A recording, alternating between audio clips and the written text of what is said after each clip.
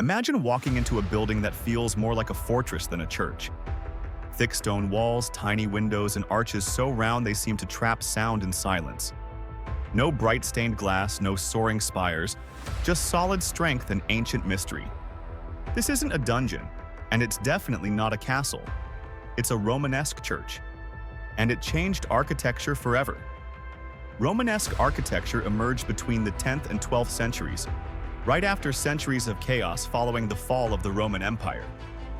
Europe was stabilizing under feudalism, and the power of the church was rising fast.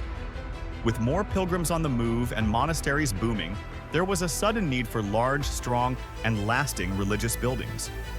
So architects went back to the past, Roman style. So what makes Romanesque architecture stand out? Let's start with rounded arches. These are the signature move of Romanesque design, big, bold, and everywhere. Over doors and windows, along walkways. But these weren't just for looks. Rounded arches are incredibly stable. Their shape pushes the weight of the building outward and down, which made it easier to build tall, wide spaces, if you had the right support. And that leads us to barrel vaults. Imagine taking one of those arches and stretching it into a tunnel. That's a barrel vault.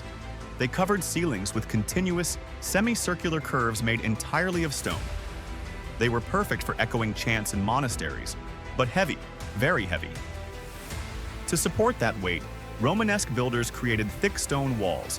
Some were up to 3 meters thick, made of solid stone or rubble core. These walls weren't just for show, they literally held up the entire building. These walls did the job, but they left little room for windows.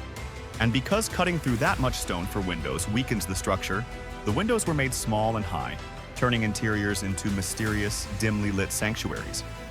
Now, for larger spaces or to create a more complex layout, architects used groin vaults, where 2 barrel vaults cross at a right angle.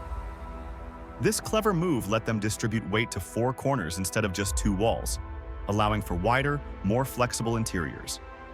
This was especially useful in larger churches and cathedrals that needed to accommodate pilgrims and clergy alike. Before we proceed, don't forget to hit that like button. It really helps the channel grow and gets this content in front of more curious minds like yours. And also subscribe and turn on notifications so you never miss a daily dose of our content. The pillars and piers doing all this heavy lifting weren't just functional, they were also decorative. Massive cylindrical or square columns often featured carvings of saints, animals, or biblical scenes. You could say they were stone storytellers, passing messages down through the centuries. Another thing you'll notice? The floor plan. Most Romanesque churches followed the Latin cross layout, with a long nave, side aisles, a transept crossing through, and an apse at the eastern end. This not only symbolized Christ's crucifixion, it also organized space for processions, relics, and multiple altars. These buildings weren't just built to last, they were built to say something. Romanesque art was more than just pretty. To decorate the cathedrals, the buildings had sculptures around doors and on capitals told Bible stories. Frescoes painted on walls acted like visual sermons. And while stained glass was rare, some churches used small colored windows to filter divine light into the gloom. Let's not forget arcading. Rows of arches, often just for show. These gave rhythm and pattern to the walls, drawing your eyes upward toward heaven. It's all symbolic. Every carving, every arch, every shadow had a message. Faith is strong, eternal, and unshakable. Now, Romanesque style wasn't one size fits all. It had regional differences. In Italy, you'll find marble, colorful facades, and striped arches, like at Pisa.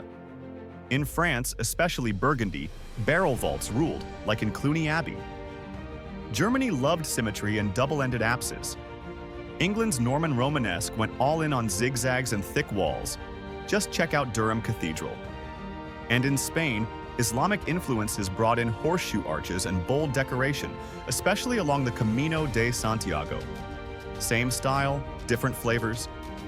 Romanesque architecture wasn't just about walls and roofs. It was about expressing the soul of a new Europe. These buildings were safe havens, spiritual landmarks, and community centers. They were the beating heart of towns and cities, and they paved the way for the Gothic style that would follow. But Romanesque was the beginning, the first architectural style to truly unite medieval Europe.